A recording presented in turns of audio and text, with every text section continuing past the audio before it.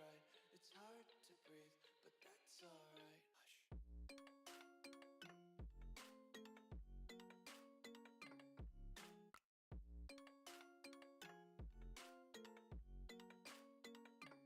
Hush.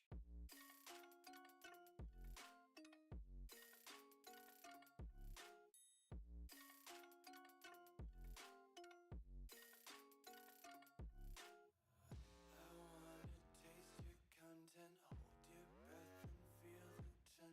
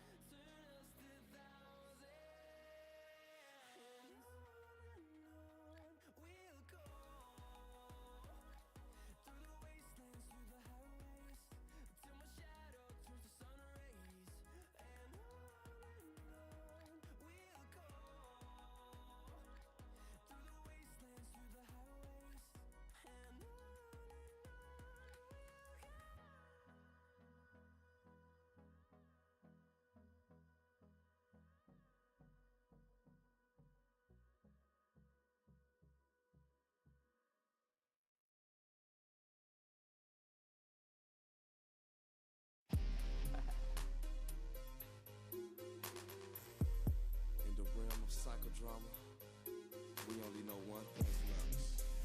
That's right. To give them the flux. To give them the flux. These rappers is shucking and jiving and stuff, getting themselves in the shit that they can't get out of. Fucking up, here go the flux. A display of lyrics and patents and rhythms by Side and Young Buck. For viewers' discretion is only factual, non-fiction, homie. The ruler, the thumb sticking out cause you know me. Federal, pimp block the block, you can't hold me. Situation getting heavy, ammo get low, need my homie, what's up? Well, your homie right on you know from the fire. Going up on these bitches is devious as we gon' get on this shit. Let's talk, let's not sit on this shit. We the shit on this shit, they just spit on this shit. So much psychodramatic, oh happy, get this bit crazy, the range you with it, this shit. Buck inside is the physicist. Belligerent, feel it, cause we ignorant. Nigga, y'all in it, the flux is the subject of weight and adrenaline, the feel a bitch. Side the medic, buck the relic, and drama that did it to him once again. Chance that you get, change to your face, and the blood to the covers, undisputed bitch. And again, to the end of the pen, be worse than this sin against men. I'm feeling fenced in. From birth, saw the light of the earth, and I've been fucked up since then. This fusion, clenching, the might get that bitch contusions. It's two of Chicago's fucking gruesome. Introducing to you the flux. Happy 420 Taco Carew! We got SmackDown review number 1 coming at you right now live on a Saturday afternoon because your boy's gotta be a dad on Friday night sometimes. What are you gonna do? Let's go!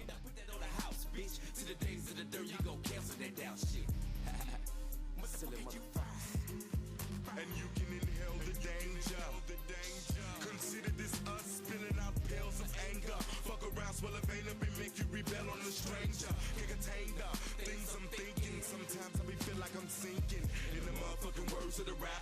Floating in the ink pen, breathing and blinking as I lead you to the brink and push you off in the deep end of the issue. Out of the realm of reaching, you ain't gonna know what the fuck to hit you cause you sleeping. Chicago will be your motherfucking shit. Here to show you how worse of it fucking get. Don't play by books. I'm really up in it, burning the rules. Fuck that instruction shit.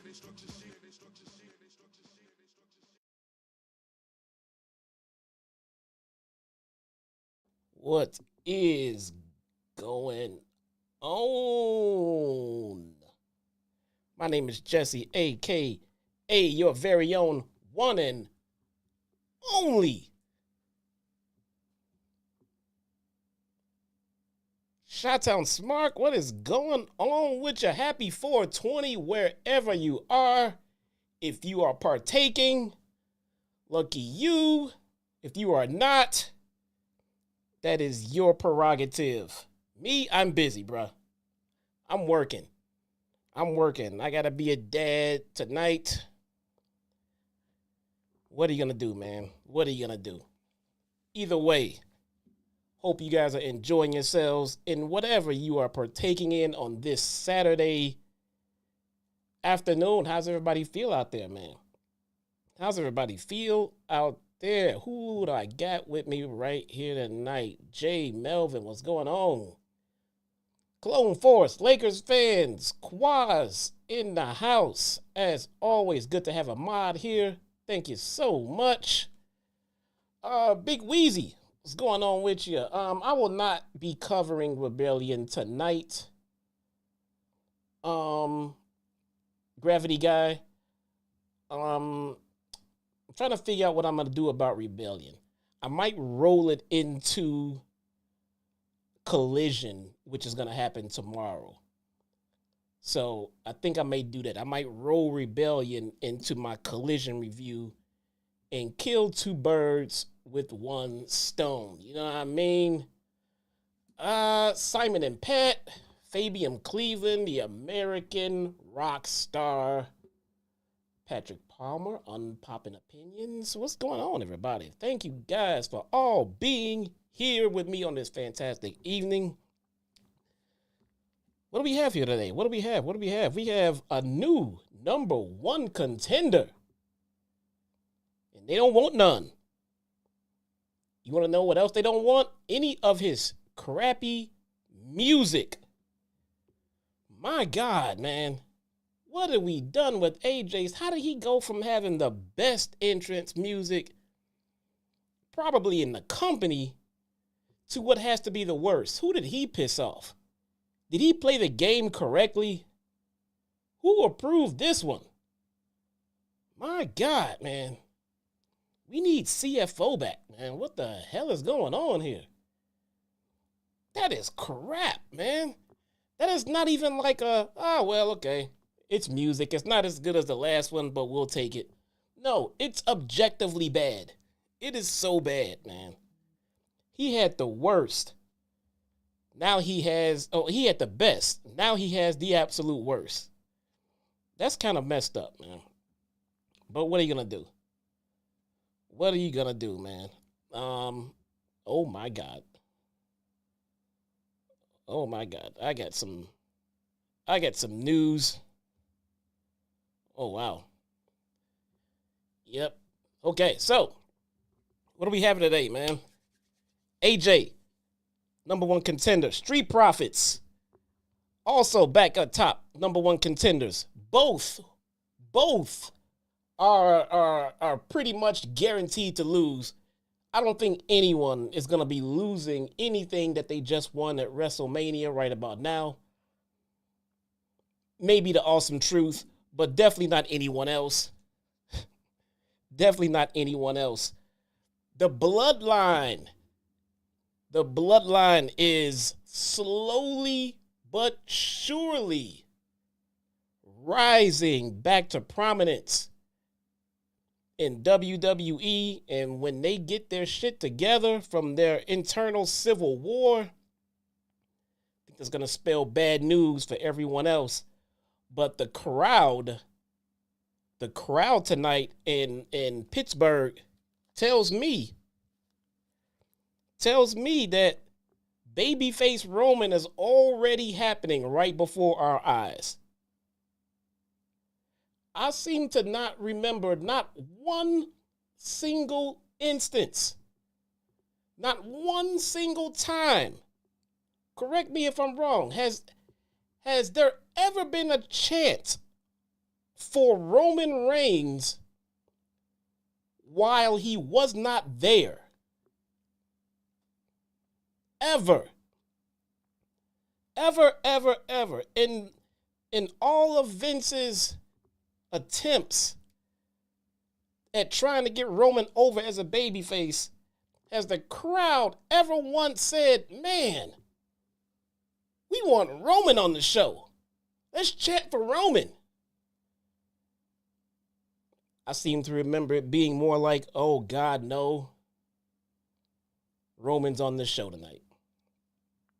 Son of a bitch. It goes along with what most podcasters have been saying for the longest of times back in Roman's supposed babyface run.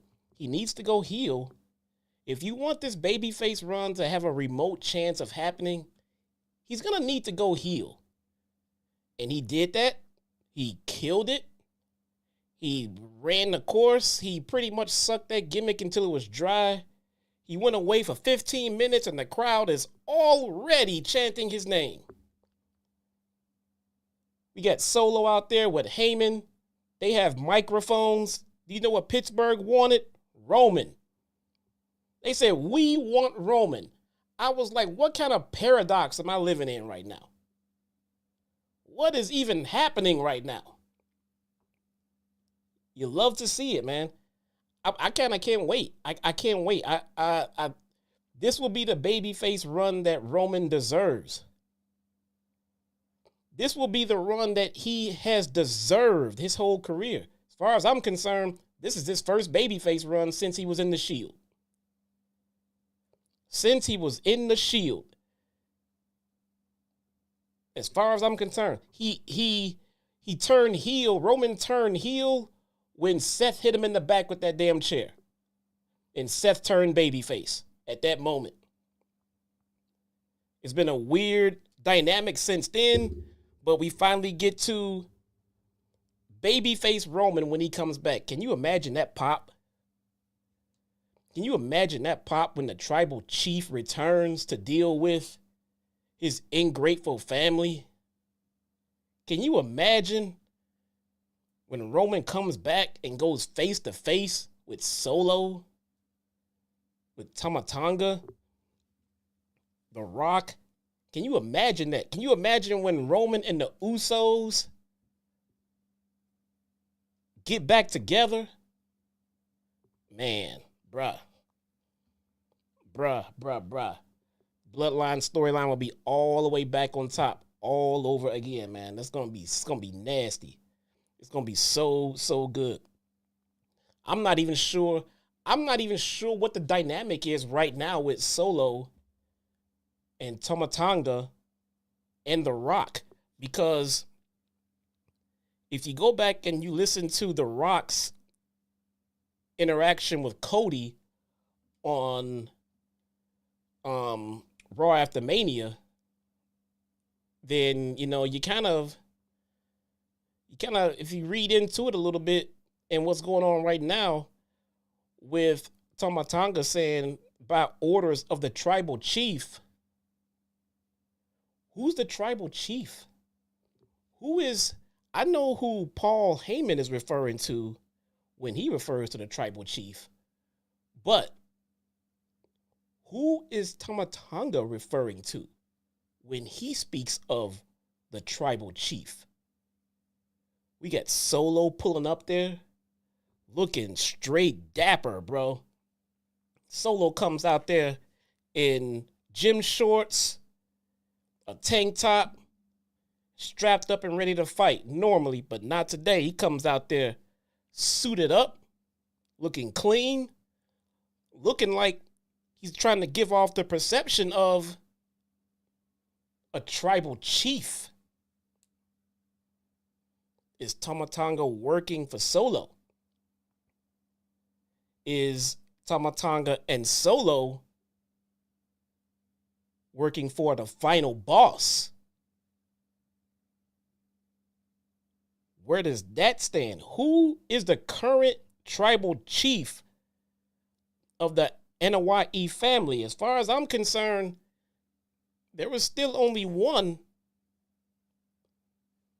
Mr. Roman, but there seems to be an internal feud.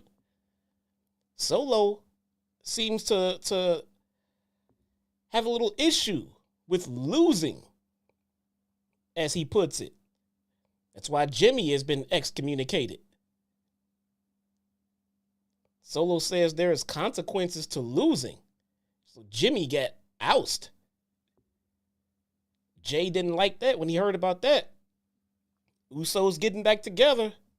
Love to see it. But Roman lost as well, right? Roman lost as well. So who is Tama Tonga referring to when he says what he did was by the orders of the tribal chief? Interesting stuff, man. Interesting stuff. Also, tonight we had in the main event, the women. We have Bayley. Backside Bayley out there with all of that weight, all of that heavy weight around her, and the title too. Bayley out there with the number one contender, Naomi, also with all of that weight around there. Okay, all right, there we go. They had a main event match. I was wondering how they were going to book this one. I was seriously wondering how they were going to book this one, since they sent Naomi out there to get just absolutely obliterated early in her return to the company by one Tiffany Stratton, just to, in her title match, get once again obliterated by Tiffy time. Tiffany Stratton. Is there a changing of the guards in the women's division? Is there? It seems that the days of the horsewomen maybe in our past. Maybe in our rear view, if you will. See what I did there? Are they moving on? Is Tiffany Stratton the new top female in the women's division? Man, we'll get into it, guys. Thank you guys so much for hanging out with me right now, chilling on your Saturday evening, because like I said, you didn't have to. You could be doing so many other things with your time, but you choose to be here. And you gotta love it, man. I appreciate it so much. Follow me on X if you have not. You should, because I am always posting so many interesting different things. Okay, I'm not gonna lie, but I do post on X when I now deem it to be necessary or relevant, or maybe just something I want to get off my chest. Same thing for Instagram. Follow me at the real ChiTown Smark on IG. I gotta post more on there, or AKA I gotta have my wife post more on there. What are you gonna do? The Raw #1 review went up earlier in the week. If you have not seen it, go check it out. My first takes on Raw as I find my way back into watching WWE on a regular basis. If you did not see the review, if you're wondering, I thought you didn't watch WWE, what happened? I explained it in the previous review. Like I said, I didn't watch WWE because it was just something that I couldn't fit into my schedule. I just couldn't fit it into my schedule with keeping up with everything I have going on with the family and the kids and everything else, especially now that we are all helping LJ recover from his double pneumonia. But But the way that I am going to cover it now is that I'm not going to be able to cover it live after every show. Not to mention that is JD's time for the OTS family, but I do have time to cover it on the next day. The plan is to cover it on the next day every time it airs, so we're going to try for that one for a while. It makes it easy. Like last night, my daughter had a performance. She had a play at school. I didn't have time to watch SmackDown last night, but I had time this morning, watched it this morning, and then here I am today. So that gives me a little leeway. That stops the restriction of me having to be there to watch it live when it happens. So we're gonna roll with this method and see how it goes. Let's get into it, man. Let's get into the show. Let's see how it went, man. Not a bad show tonight. Not a bad show tonight. I think it was simple. It was to the point. It wasn't groundbreaking, but it was not a bad show tonight. First up, we have, out of the gate, AJ Styles versus LA Knight. Yeah.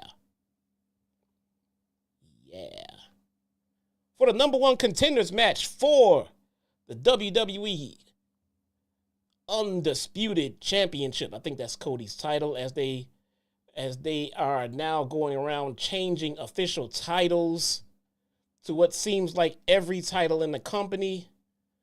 So we all have to kind of get used to what the new titles are going to be called.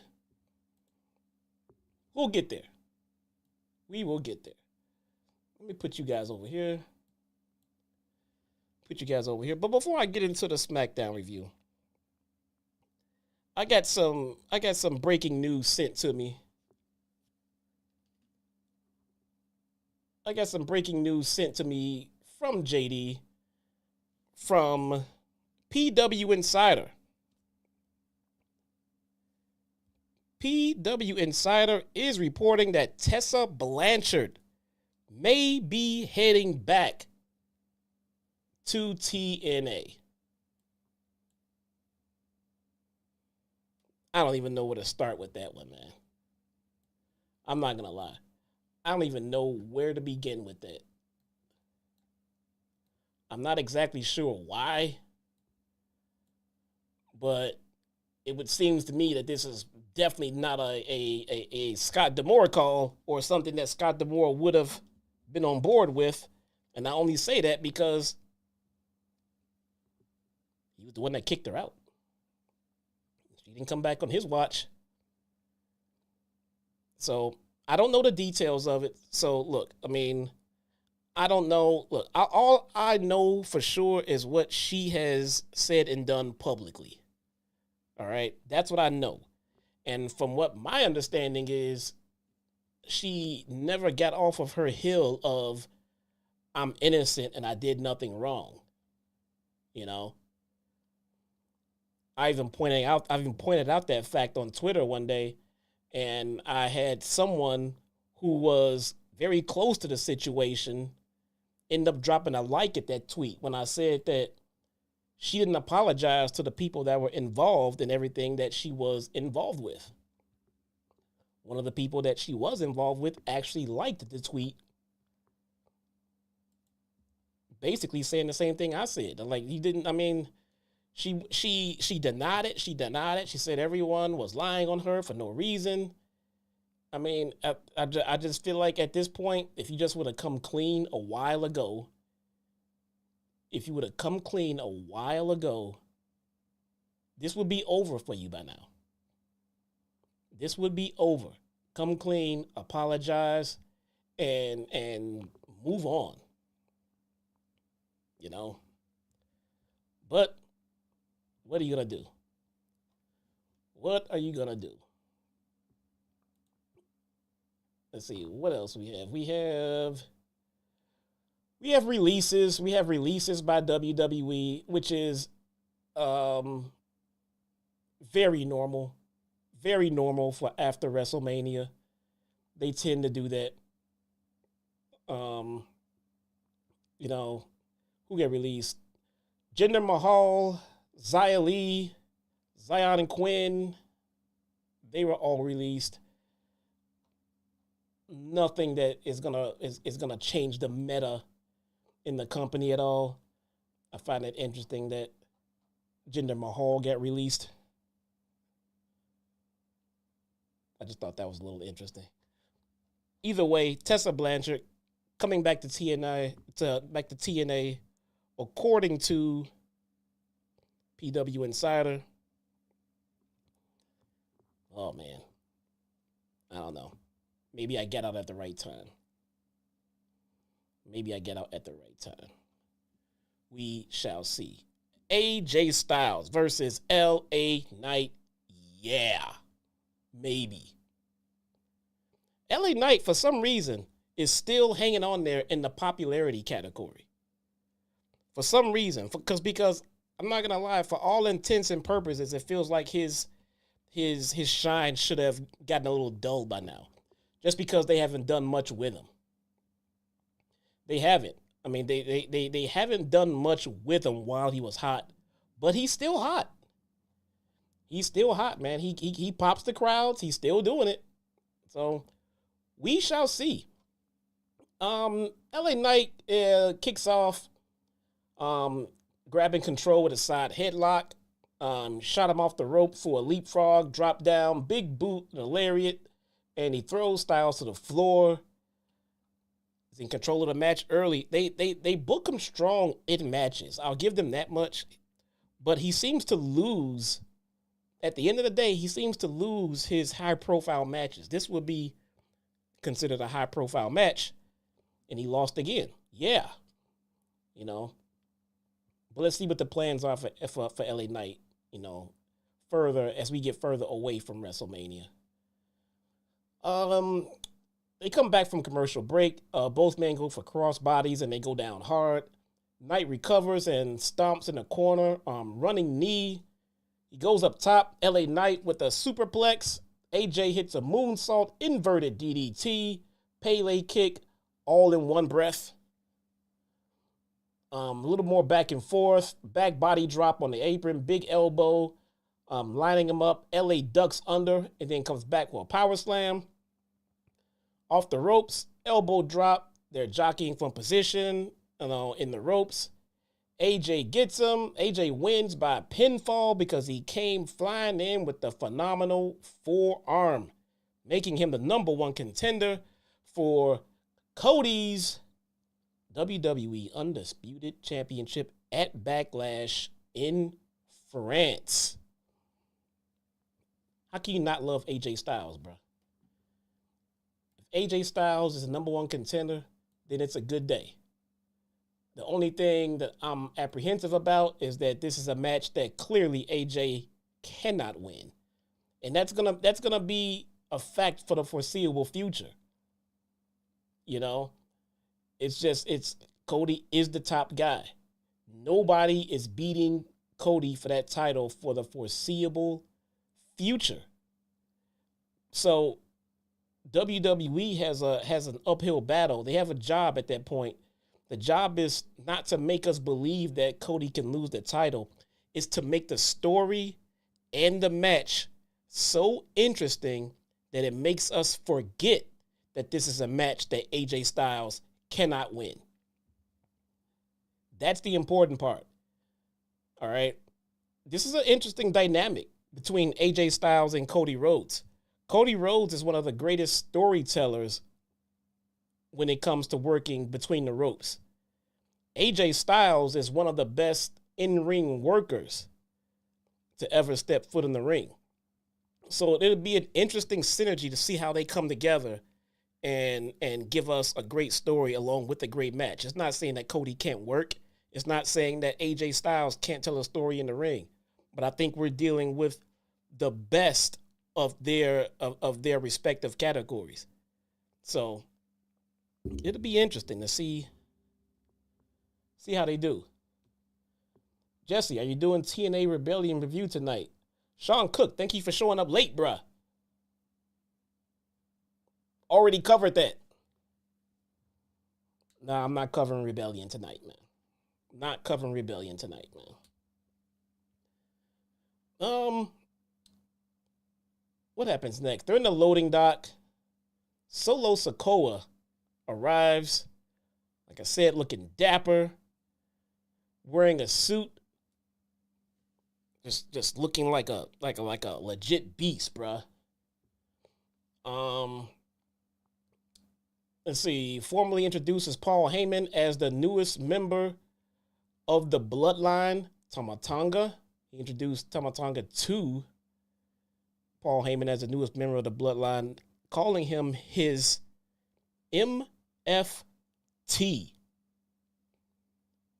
Chat, help me out. What is his MFT? His motherfucking thought. I don't know. What is MFT? I was really hoping he said NFT, so then I would have an idea of what Tamatanga is. But is this MFT? So, don't know. So, JD says he thinks it's my family tree. So, he don't know either. Everybody's putting speculation on it. We don't know. His MFT. I don't get it. It's not his. I mean, it's his family tree. Everybody in the damn Bloodline has his family tree. All of them. But how is Haku's son more his MFT than anyone else? I don't know. He asked Paul Heyman if Kevin Owens was in the building. He said, where the fuck is Kevin Owens, bruh? Where is Kevin Owens? Paul said, I don't know, shit. He here somewhere. Solo said, take me to him. So, Paul is shaking in his damn boots. Paul is shivering. But Paul is taking Solo to go find Kevin Owens. General Manager Nick Aldis is in the ring with that coveted belt on the table, under the cloth display. We know what that means. We saw what we got on Monday, so we know what's coming. Out comes the game. Triple H, the CCO. Triple H comes out, big pop. I think Triple H is feeling himself as the new head of creative in WWE. I don't blame him. He deserves it. He had to eat shit for so long working in management, man. Triple H comes out, huge pop. He welcomes everyone to SmackDown, noting that it is a sellout. Funny thing is, for some reason they didn't say it was the whatever it was consecutive sellout. Did something happen in Canada that I'm unaware of? Did we not get a sellout there? Let's see. Aldis and Triple H, they welcome. They welcome. Triple H says Aldis and Adam Pearce are doing great jobs. He wants to see the brands represented in a way that benefits them, and he bids Nick Aldis to introduce A-Town Down Under. Pretty lazy tag team name, but whatever, we'll take it. They're the goddamn champs. They can do what they want. Grayson Waller says they gave Awesome Truth their second place belts, and now they can give them the real championships that are under that goddamn cloth right there. They say what you gave them was trash. Although I like the Raw tag team titles better. I think it's a better looking title. There's nothing wrong with the SmackDown ones. They look pretty awesome as well. But one has to look better. I think the Raw ones look better. It's just a personal thing. Austin Theory riffs poorly on Triple H, calling Triple H a magician, like R-Truth did. And then Triple H congratulates them on their win and unveils their new WWE Tag Team titles. Grayson fakes Hunter out and shakes Austin's hand instead. He refuses to shake the boss's hand. Who does that? Who does that? Who comes out in national television in front of everyone and disrespects the guy that books your matches. I understand being a heel. There's a fine line in being a heel and being stupid. This guy, I'm just following the kayfabe lines here. I'm not even talking about IRL. Triple H could go back and say right now, well, you know what? You're going to defend those titles in a goddamn gauntlet match and you're up first. He can come back and say you have to face 4 tag teams in a handicap match. He can come out and do all of that shit. So why would you come out and disrespect the boss in front of everybody? It just doesn't make any sense. And again, I'm talking just strictly kayfabe. That makes no sense. Why would you do that? Oh, well. Stupidity is, it's a real thing, guys. It's a real thing. All this gives them a talking to, says, don't you disrespect the game like that. How dare you? All this out there shaking his fist at him. Oh, how dare you? How dare you? All right. All this says that he'll make A-Town Clown Under disappear permanently if they try anything like that again. I like A-Town Clown Under. That's going to catch on. And says the Fatal 4-Way #1 Contenders match starts now. They go to commercial break. They come back. Naomi is interviewed backstage. She says she's not going to let friendship get in the way of her opportunity tonight, and she's going to make the most of it. Last week, she made Tiffy Time feel the glow, and she's keeping that energy rolling and walking into the WWE draft as champion. All right, that's her plan. We already know that didn't work out the way that she thought it would, but that was the plan. You got to have a plan. You got to have a plan. That's important. That's important. Authors of Pain versus Legado Del Fantasma versus the Catch Republic. Okay. I can deal with Catch Republic. All right. That works. I like that name. Okay.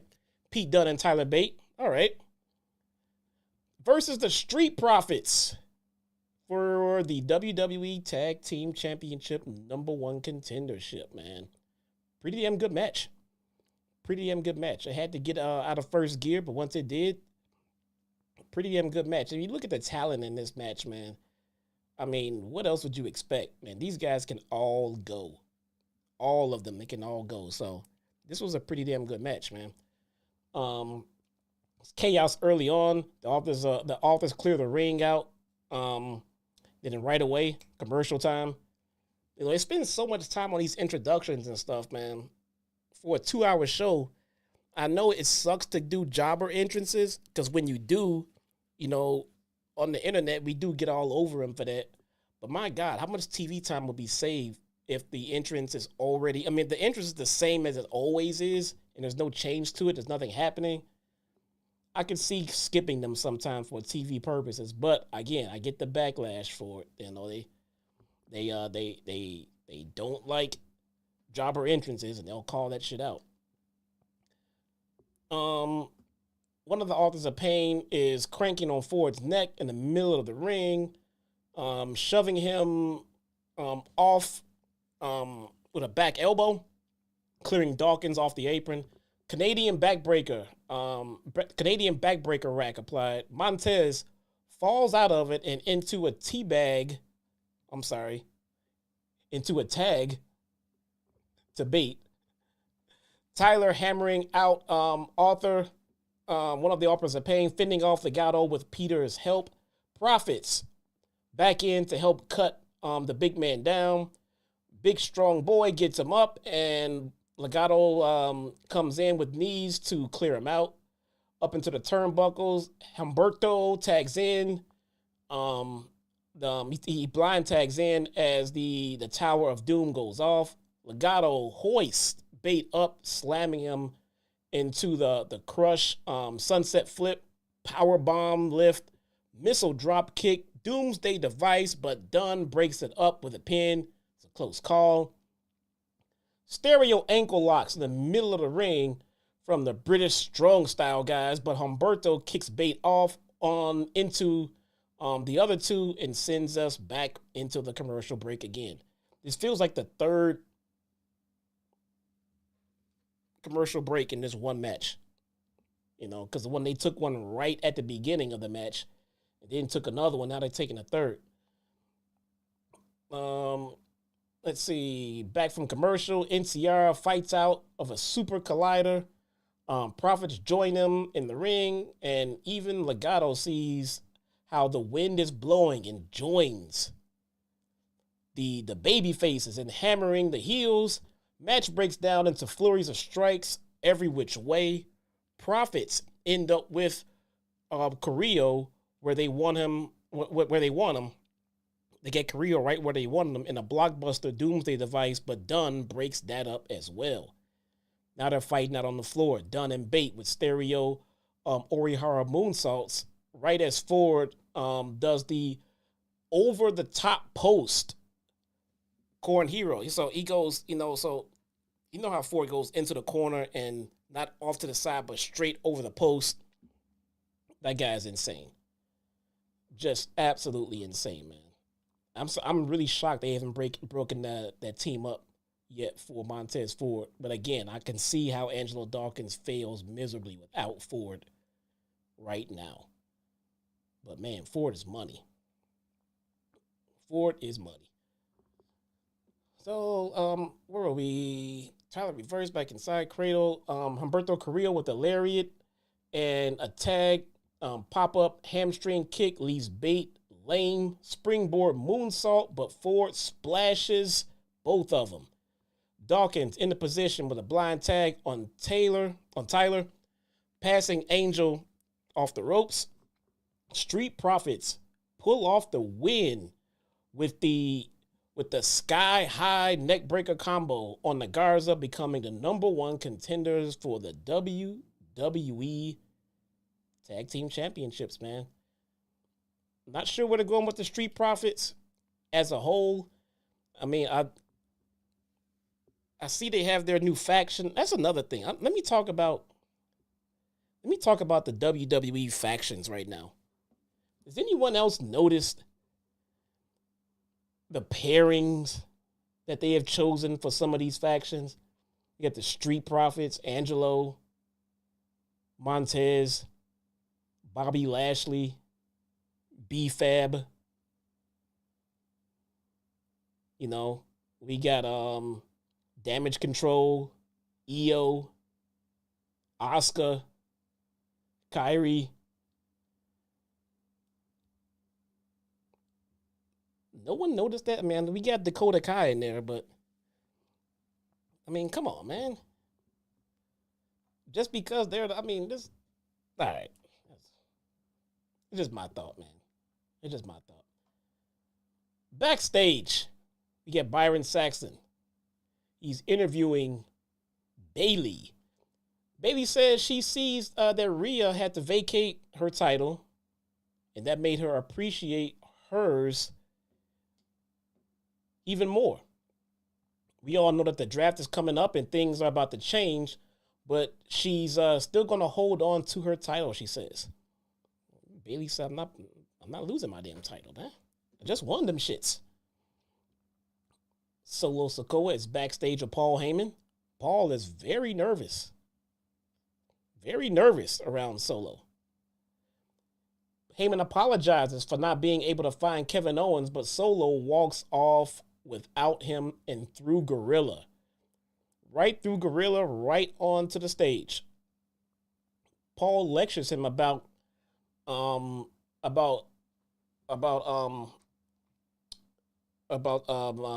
defying the tribal chief's decisions. Paul's like, hey, man, hold on. The tribal chief calls the shots around here, bruh. Fuck you doing?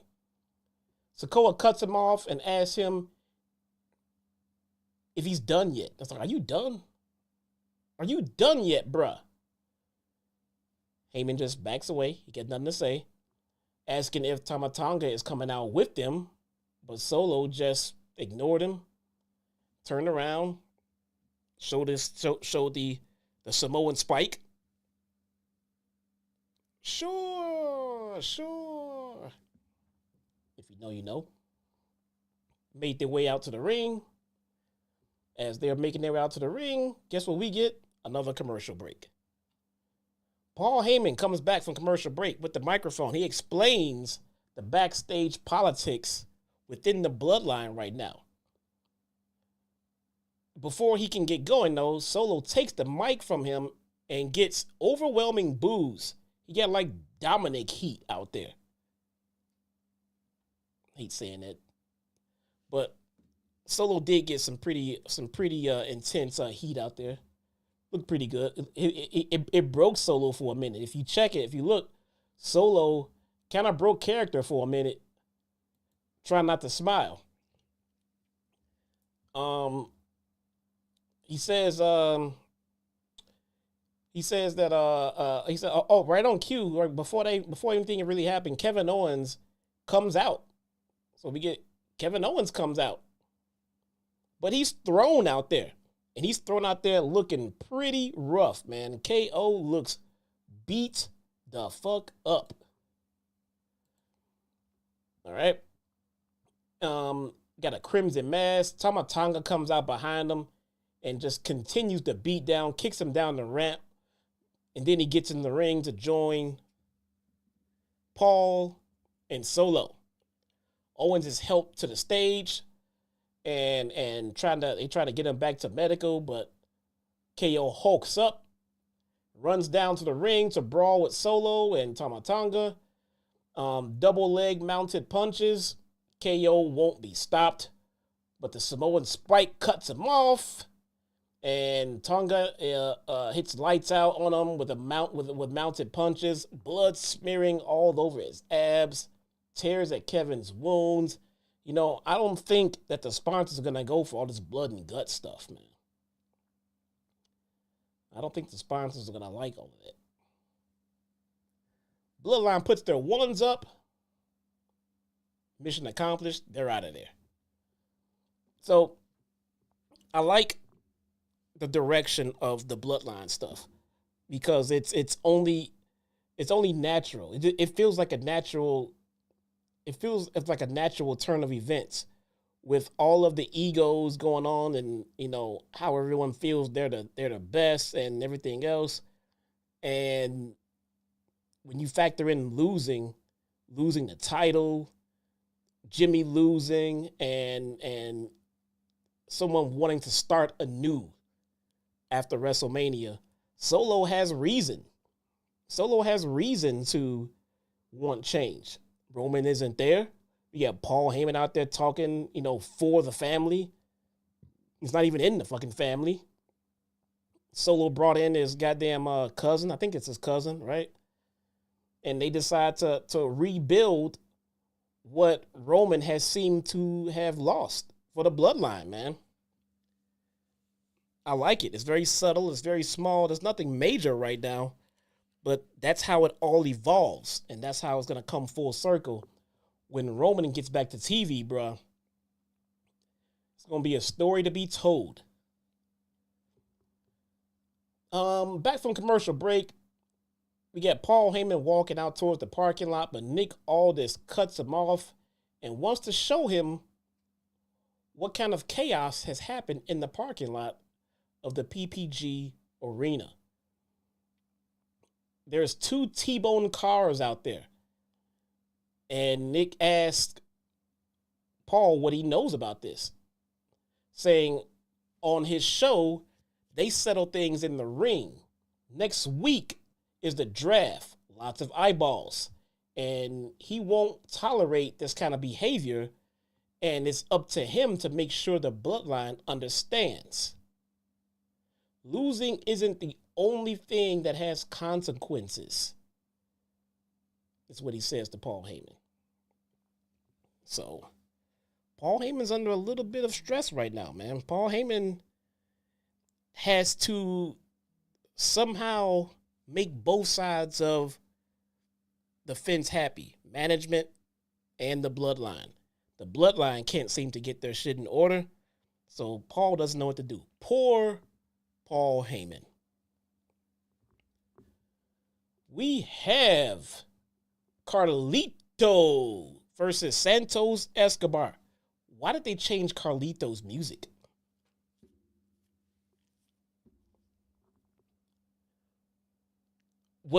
Did they change it on his return? Or did he return with his original music and then they changed it after the fact? Because this new music is nowhere as good as his original music. So I don't know if they had to change it for license reasons. I'm not sure, but it doesn't suck like as bad as AJ's, but it's just not as good as Carlito's original music. You know? What do you guys say? They changed it after. Oh man, yeah, they should have kept it, man. I like his original music, but nonetheless, not a deal breaker either way. Carlito backing up Escobar into the corner with right hands. Turned around, back elbow sends Escobar off. Boot up into the corner. Double leg from Carlone. Only 2 count. Carlito sends him packing. Referee Darryl warns him about his baseline slide for some reason. Let's see. We go into the break. Back from commercial break. Escobar charges double knee with double knees, putting Carlito up on up top. Enziguri staggers him. Avalanche Frankensteiner follows, rolling into the cover. Kick out. Top wrist lock applied. Carlito fights out. A couple of lariats into the back elbow, front kick off the apron, running knee, another lariat, only for another 2 count. Elektra Lopez gets on the apron, tries to interfere. Zelina Vega interferes, pulls her off of the apron, and does what she pretty much only knows how to do, is a Hurricane Rana. I swear that's the only thing she knows how to do. She tried a Hurricane Rana, but Lopez countered it. Supposed to throw her into the barricade. She kind of missed the barricade. How does she miss the barricade?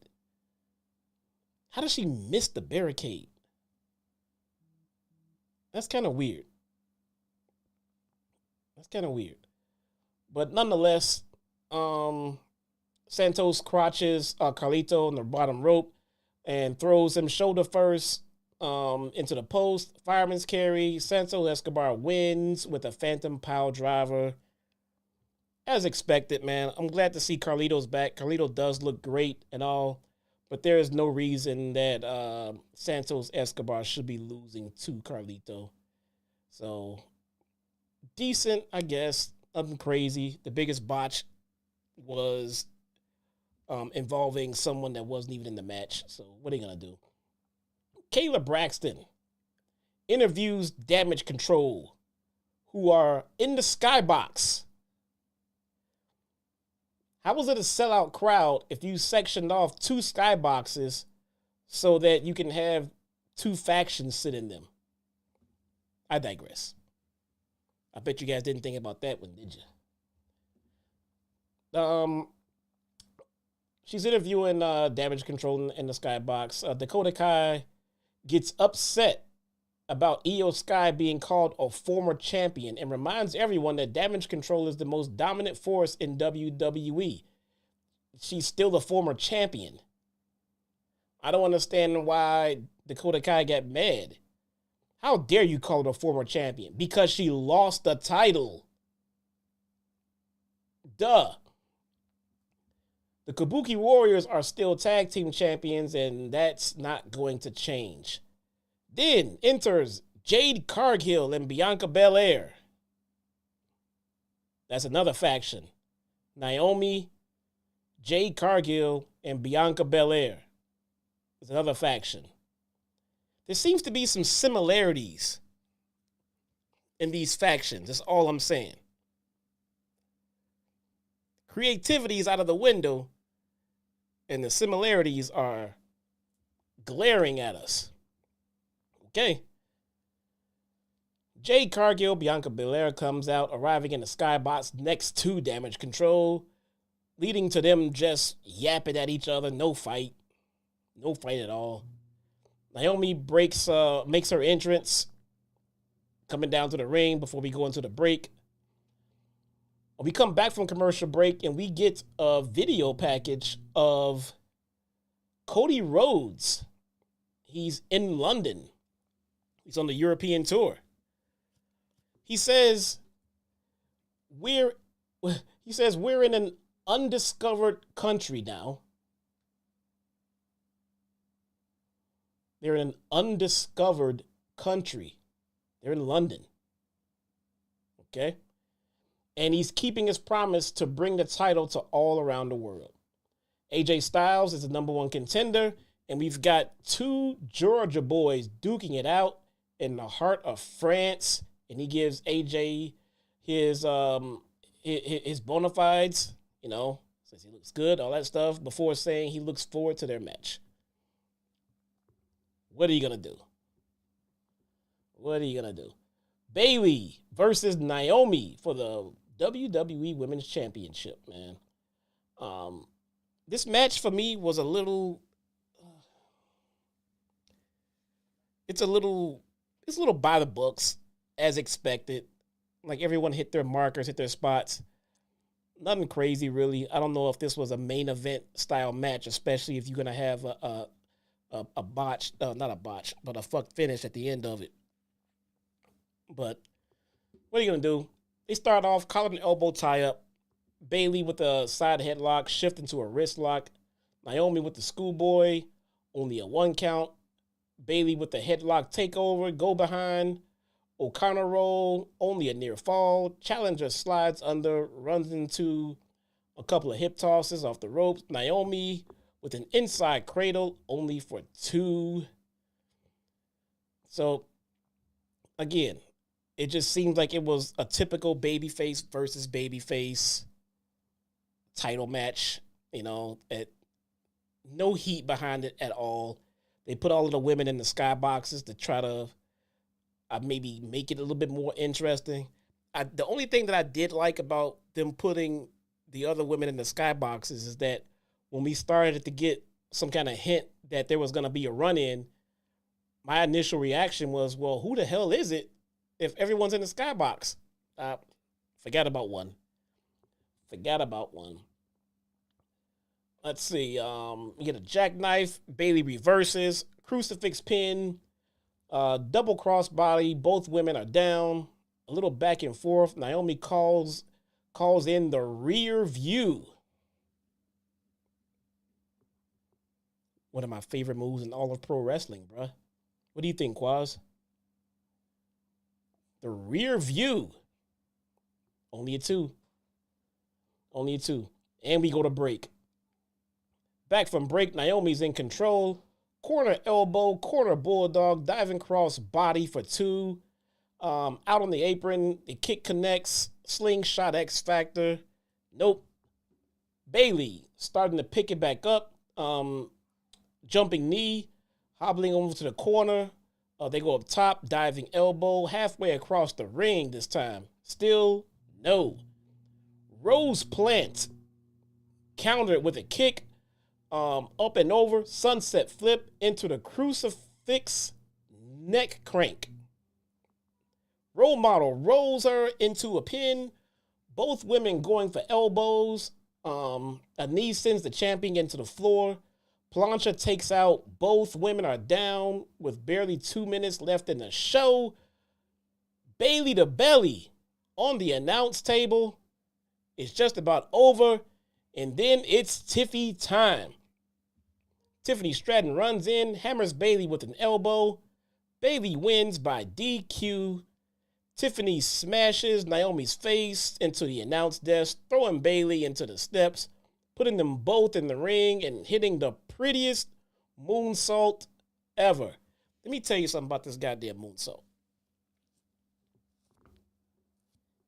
This is the most accurately named move in all of pro wrestling. It is named accurately. That moonsault is goddamn perfection, bruh. Perfection. My God. Beautiful. Stratton stands tall, but they cut back to the skyboxes and everything else, and everybody's pissed off in the skyboxes as they regret their life decisions of being all the way up there in the skyboxes and not at ringside next to their significant others. And that is how the show goes off the air. Decent show. It was fun. You know, a few stories got moved along. You know, nothing crazy. Backlash should be fun. I don't know how the France crowd is going to be. I don't know if I've ever seen a pro wrestling show emanate live from France. So that is going to be a new one to me. But we shall see.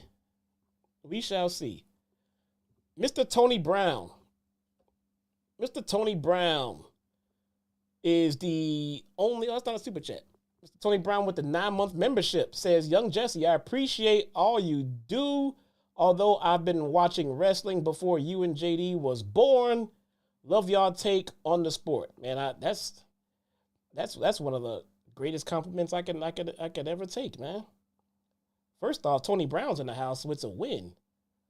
Second off, this guy's been watching wrestling longer than I've been born. That's a pretty long time, man. I'm old. That is a pretty long time, man. What can you do? Guys, that is it for today's show. I'm going to let you guys get out of here and get ready to go watch Collision. All right. I will cover Collision tomorrow. I may roll it up into Rebellion. I'll see.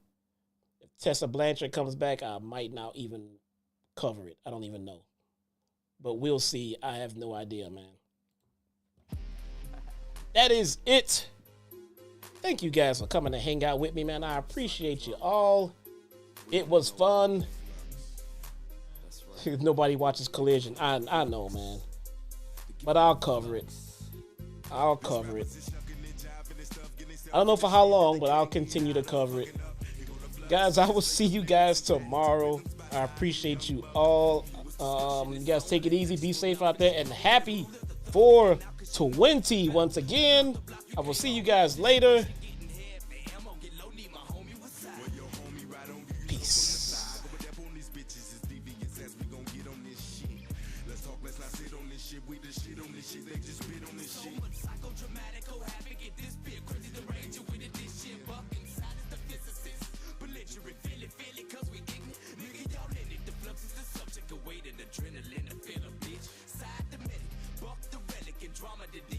Once again, chance that you get, change to your face and the blood to the covers, undisputed bitch. And again, to the end of the PNB worse than this sin against men. I'm feeling fenced in. From birth, saw the light of the earth, and I've been fucked up since then. This fusion, clenching, that might get that bitch contusions. It's two of Chicago's fucking gruesome. Introducing you the flux. Big dreams are made of these. Who am I to disagree?